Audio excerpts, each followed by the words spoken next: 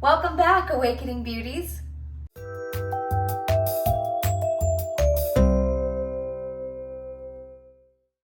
Hi everybody, thank you so much for joining me today.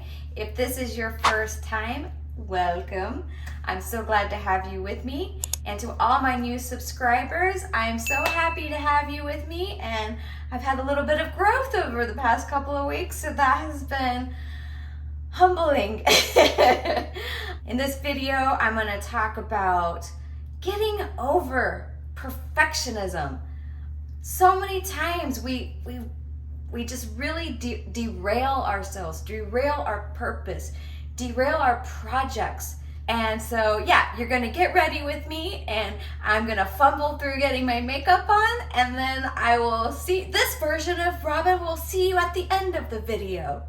All right, I'm fresh out of the shower, and I realized something today, that I have so many plans of the videos that I want to make that involve beauty and fashion, and yeah, sometimes those have to get put on the back burner because I feel inspired to talk about other things.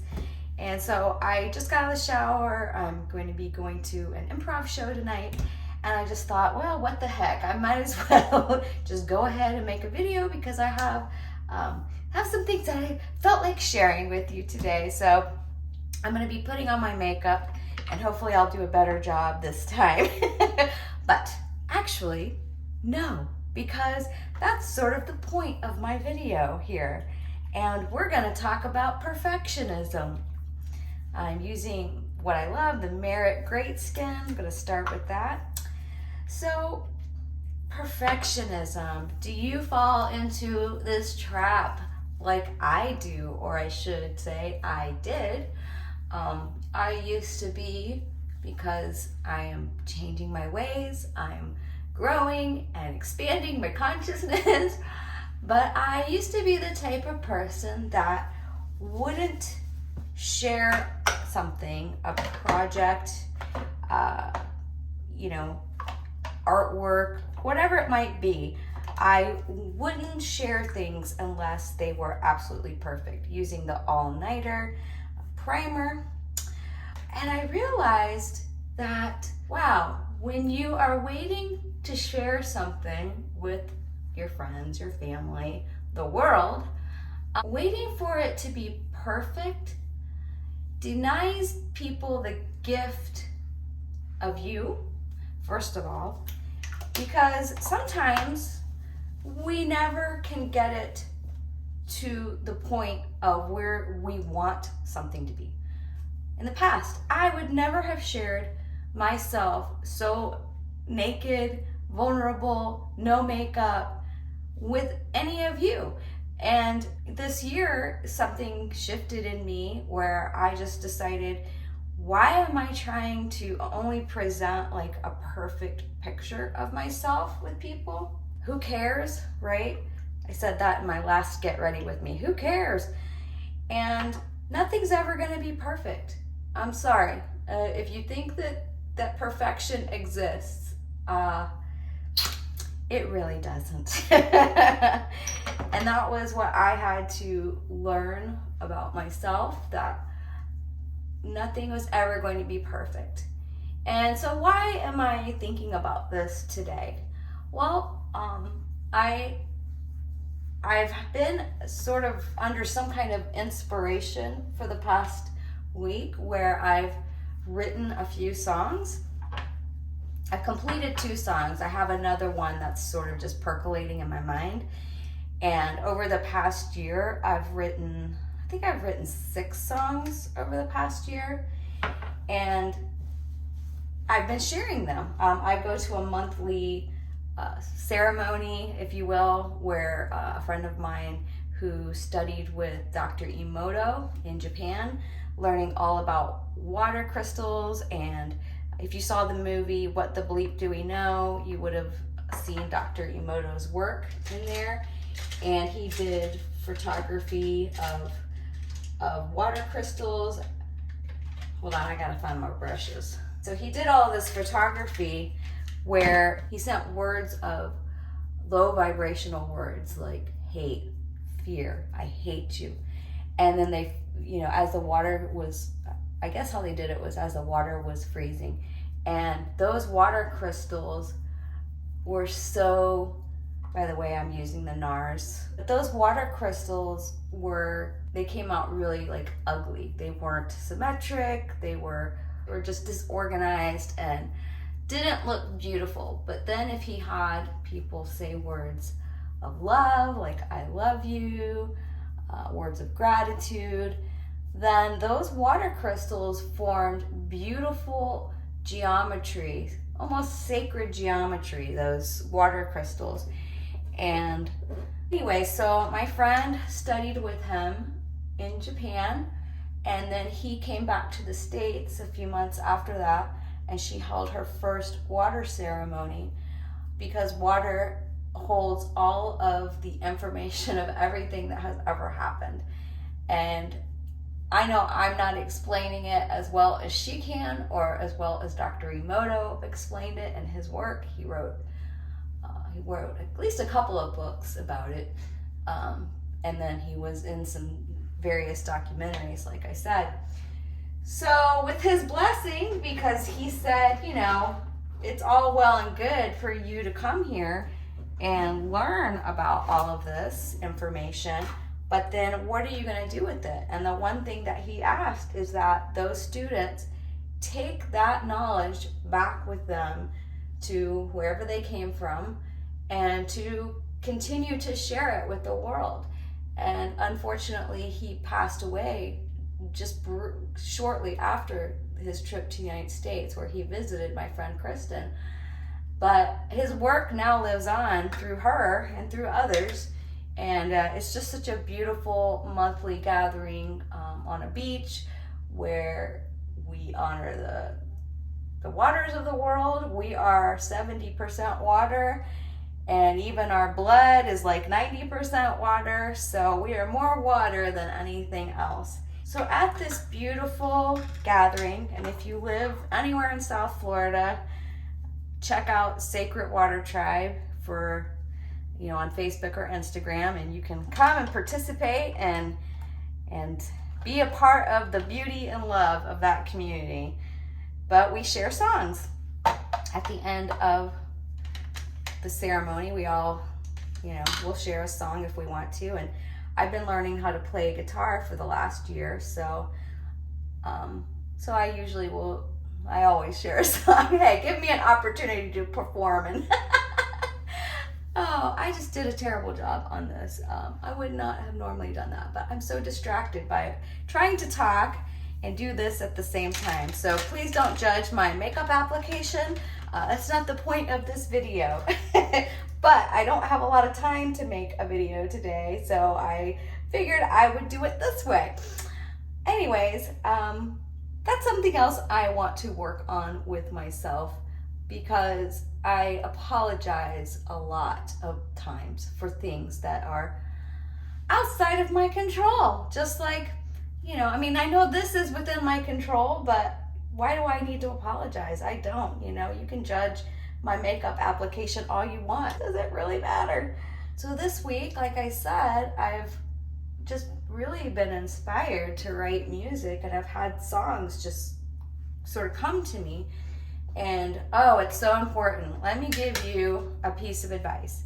If you are a songwriter, or you write poetry, or even if you have an idea for a piece of art, it's so important to take a voice memo or jot down your notes, write down your lyrics. If you have a melody in your head, and that's what I do. I'm like, oh my God, I'm driving and I have this song come to me in my head. And I quickly just try to get it over to voice memo and just kind of sing it. And sometimes I can't hear it over the road noise, so that's an issue I've dealt with. But if I can get the gist of it at least, then I can then work on it later. And that happened to me last summer when I was in the jungle. And in my last video, you will see where I sang a song that came to me one night. And, I just took my phone and quickly made a voice memo. I was glad I had enough battery left because, again, we were without electricity, we were without cell service, we were completely in the jungle in Peru. And so I took a little voice memo, and I thought, well, I don't know if this is good or bad. And so when I got home, weeks later, it may have even been months later, that it took me to finally listen to it. And I was like, oh, okay, there's something there. I think I'm glad I took that down. I'm glad that I remembered to do that, because otherwise I never would have remembered. And that song is called Divine Order. So this week I've just been so full of music, and my playing is so. I'm still learning, and it's gonna be a lifetime a lifetime of learning to get better at playing guitar. But I went ahead and I knew the melody. I figured out what the chords were, and I played piano, so that helps sometimes for me to figure out the chords. And then I was like, oh, there's chords that I don't normally play because they're more difficult chords. But I was like, all right, well, this is the song. These are the chords. I'm going to have to play these chords. So I got both of them finished, both of the songs, quote unquote, finished. I feel like sometimes things are never finished, right? And that's the point of perfectionism. And in the past, there's no way I would have shared that song in that state, because first of all, my chords are, like, a couple of them are still really rough. I'm still trying to figure out, how to play them properly and strengthen my fingers and whatnot. But I was like, you know what? I'm going to share my song, because who am I to withhold this gift that came to me? And I really don't claim full credit for the songs that I write, because I feel like they're a gift. They come from somewhere else. It's not necessarily me coming up with it. It's something that just sort of downloads. But I played my song and messed it up. I'm very harsh on myself. I did mess up pretty badly in parts, but I just kept going, and it's on my Instagram if you want to hear it. It's on my Instagram. And so I went ahead and played it and powered through. I mean, I even fumbled over. I'm like, I wrote these words. I should know what these words are. But I even fumbled over some of my own words. I definitely don't do as good of a job of putting on makeup when I'm sitting here talking. So maybe this wasn't a great idea. Maybe I should have just put on my makeup first and then made a video. I'm trying to kill two birds with one stone. So anyways, I had my friend record it, because I didn't know if I would post it or not. But I thought, well, at least it gives me feedback to see where I need to work on the song. So, I wanted to record it just for that reason. And I watched it and I'm like, yep, it was pretty much as rough as I felt that it was. But the message is a good one. It's called I'm Taking a Break from My Thoughts.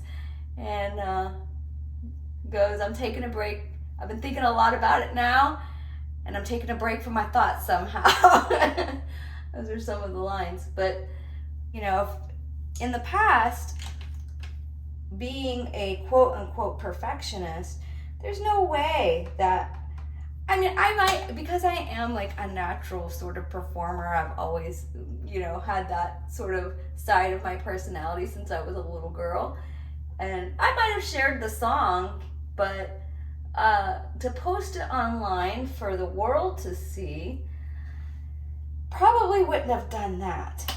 And these videos that I'm making, there's not a one of them that I thought, well, that was perfect. I said that perfectly. I showed that angle perfectly. I explained myself perfectly. I watched back in the editing process and I'm like, man, I left out so much information that I was going to share. And I just completely ran by it, and things that I was like, wow, I should have lingered on that point a little more, and it doesn't make sense, some of the other things that I said, because I didn't expound upon that point. And I have not really made notes for myself going into videos. There's been a couple of videos that I did make some notes beforehand and had them in front of me, but generally I just talk off the cuff. And because when you do that, you sometimes forget to say things that you meant to say. But the good thing about speaking off the cuff is that you say other things that you wouldn't have said. Things that maybe sometimes I'm like, wow, that was pretty good. Where did that come from? And that was just speaking off the cuff. The point of this is you can get so stifled, that's the word, by your own perfectionism that no one gets to benefit of seeing your beautiful work or hearing your beautiful work. There's I always remember the Dr. Wayne Dyer always used to say, and he was quoting Tolstoy. Well, he wasn't quoting Tolstoy, but it was based on a short story by Tolstoy that he read when he was young and in the Navy. And he wrote down in his journal when he read this book, "Don't die with your song inside of you." So for me, that's literal. For me, I'm literally writing music and wanting to share it with people, and wanting to share it with more people than that just show up to this monthly ceremony. I've been sharing in other various settings. I had people over to my house for jam session, and we were all sharing music and all playing and singing, and it was so much fun. I want to do that again, and we're going to try to make it a regular thing. But it's not only in those settings, but I'm like, in the past, I really felt like, who cares what I have to say? Who cares? There's so much noise in the world. Why does what I have to say even matter? And those were all the years that I didn't make videos, pretty much. I got quiet, but that was also very important for me to go within. And I'm grateful that I took that time to go within myself and figure some things out. Still figuring things out. I think we're going to be figuring things out until the day we die. And then we're going to be blown away when we die with, oh, this was what it was all about. And I will say that one of the greatest teachers to me of not having to have everything be perfect has been improv comedy.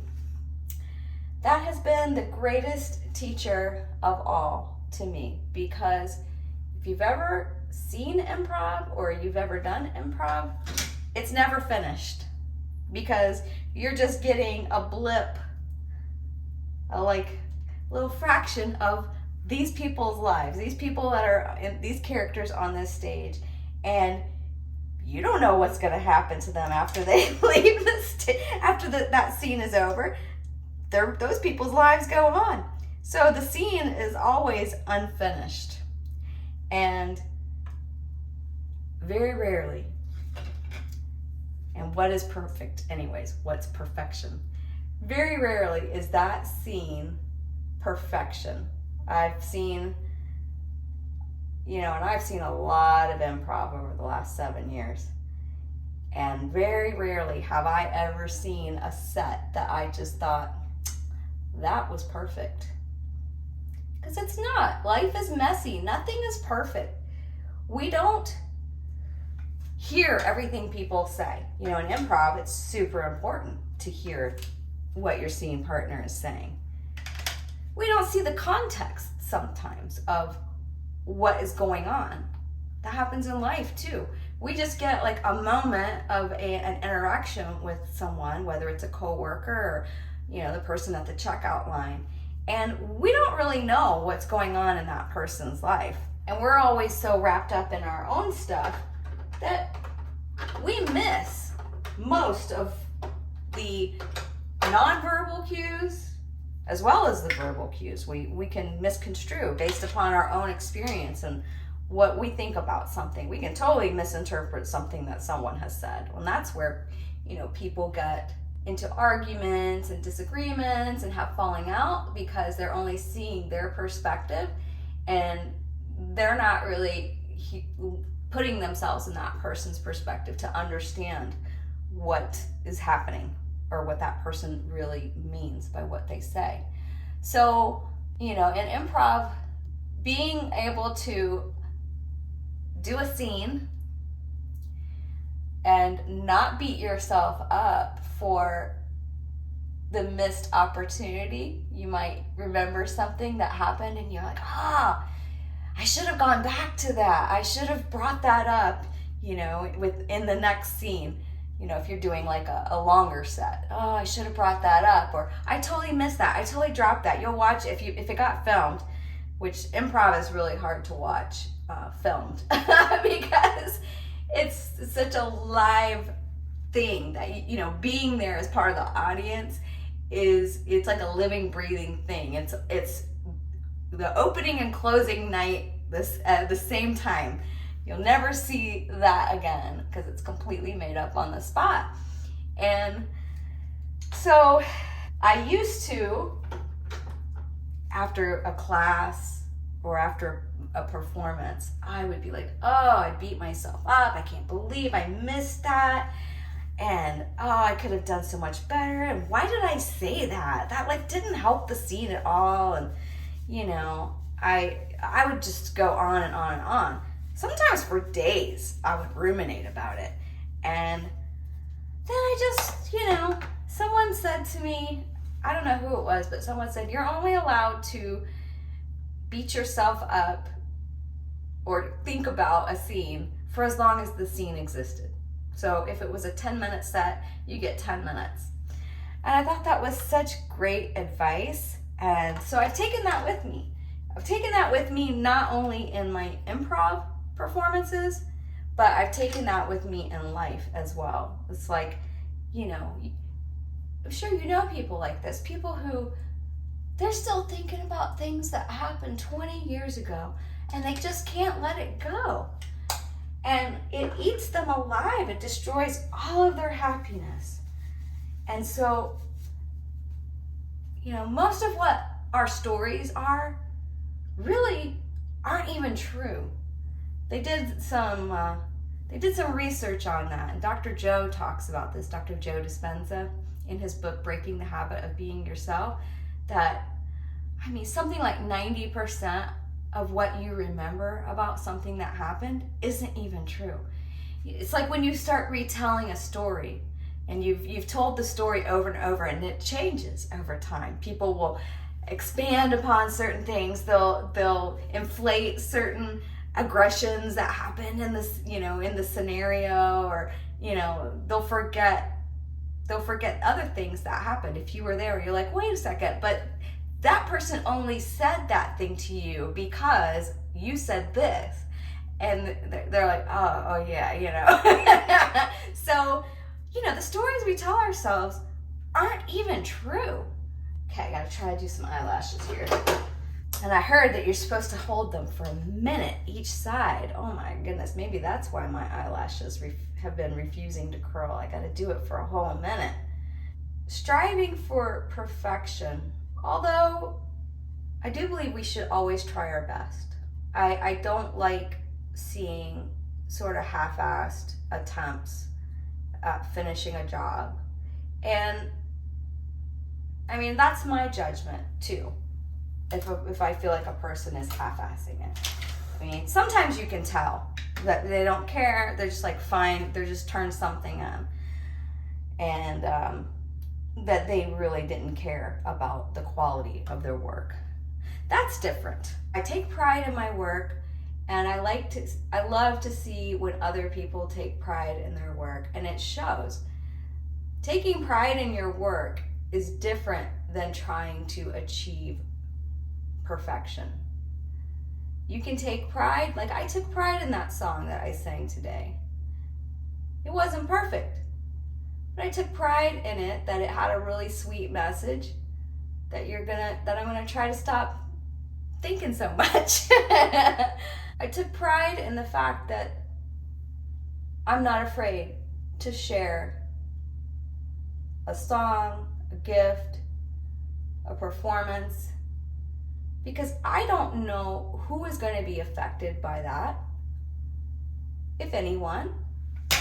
But, you know, I've shared other songs that I've written and had people come to me later and just thanking me and telling me how much it meant to them. And I didn't know that I was going to have that response. So, you know, I was like, wow, you know, that's a lesson right there, that we, you know, don't hold back, you know, share your gift with the world. Don't hold it in. Don't die with your song inside. Don't die with your song inside. Share your gift. I mean, you're only going to regret the things you didn't do when you get to the end of your life. Most people don't regret things that they did. Some do. But for the most part, you're just going to regret the things that you didn't do. So why? Why stop yourself? Why stop yourself from sharing your gift? I was so inspired today because one of my friends who comes to the water ceremony, she has also been taking lessons with the same teacher that I have, and she's just been taking for a few months. And she was super nervous, and I said, we got you. You play this song, and we'll play with you. We all know this song. So, you know, just play it, and we got you. And was it perfect? Nope. But she shared it, and it was beautiful, and everybody loved it. And it uplifted the whole community. And guess what? It's inspired, no doubt it will have inspired somebody else to say, I'm going to start learning guitar. In fact, somebody told me that today. A friend of ours, he said he's going to get a guitar and that he scheduled himself to start taking lessons. So all of us being brave, and it starts with like one person, and it did. It's been a trickle-down effect. My friend Corey, he started learning guitar about 3 years ago. I saw him somewhere when he had just gotten it. He barely knew a single chord, and now he's playing great. And our friend Tasnova, who I'm going to link her video in this video because she just released her single of a song she wrote called Sweet Surrender. And it's the most beautiful song. You will get it in your head and you won't be able to get it out. And I am going to link that below because I want everybody to hear this song. So they both started. I was inspired by them. I was like, I'm going to start learning how to play guitar. And it took me a few more years, but I did a year ago. And now, and because of me, well, I don't know if it was, okay, I can't take credit for it. Karina was inspired by all of us to start learning guitar. And now she's sharing songs. So by you sharing your gifts, you're going to inspire other people to share their gifts. That's how it works. And it's so beautiful. Like I said, I get some creasing. So I've been trying to work that out because when I'm talking and smiling and moving my face, when I'm putting on makeup, makes for some creasing. And I tell you, I don't think there's any greater compliment I can receive than when someone tells me that I inspired them to do something. Because you never know who you're going to affect by just being authentically, imperfectly perfect yourself. All right, I'm going to finish my hair and then I'll be right back. All right, I'm back. Hair is theoretically done. Again, it's not perfect. By the way, my hair is never perfect. I just have to accept that, and I just let it fly. Let it do what it wants to do, because it's never the same 2 days in a row. as I was doing my hair that I was thinking in the past, like if my house wasn't perfect, if it wasn't perfectly clean and organized, I wouldn't have people over. And I still want to have a clean house and an organized house when people come over, but all those missed opportunities of raising my vibration, raising my spirits by being around people, having people into my home. I know that, I was self-sabotaging in those years where everything had to be perfect, or I didn't want to be around people. I didn't want to have people over. I had mentioned in a previous video that, if I was, if I'd gained weight or whatever, that I wouldn't even leave the house. I would just, I didn't want people to see me. That's how bad perfectionism and self-criticism got for me. So now, like, to be where I'm at in life, where I just had to stop. I had to stop criticizing myself. I had to stop, and I still do criticize myself. I still criticize myself when I don't get a video perfect, when I don't say something perfectly. But at least I'm to the point where I can say, it's okay, it's not perfect, but whatever the message is here, maybe it'll reach somebody. So just share it. And if it resonates with somebody, great. And if it doesn't, okay, move along. It wasn't for you. So I hope that you will take the words that I've said today, and I'm not sure that I said them perfectly, but the spirit and intention behind them, that you will stop holding back, if you are holding back, from sharing your gifts with the world. The world deserves to see you. The world deserves to hear you and to experience you. And we're all in this together. We're all here for everyone's healing. There's a massive amount of healing. There's a massive amount of growth, very painful growth happening in the world right now. And we have to uplift humanity by our gifts. And we all have different gifts. Some people have the gifts of organizing, fundraisers or organizing groups to accomplish something. Some people have gifts of, there's so many gifts. Everybody has a different gift. You have yours. And trust me, if you don't think that you do, you're just lying to yourself. And that's your ego telling you you're separate from the rest of the world and that you don't matter, because you matter. You are here on this planet, in this three-dimensional world, in this organic flesh suit at this time, this critical time in humanity. You're here for a reason, trust me. And you came here for a reason. I believe that. I believe we all chose to come here. And this is our playground because, in the 5D and higher, we don't have bodies. We have very zen, peaceful, I believe that is a realm, want to call it the angelic realm, whatever you want to call it, where it's very different than here. And we got to come back here. And maybe some of us came for the first time. And maybe this is the last time some of us have come here. And maybe some of us are going to continue to come back because it's so much fun. The drama of this world is, believe it or not, on the spiritual realm, this is a playground. This is the fun place to be.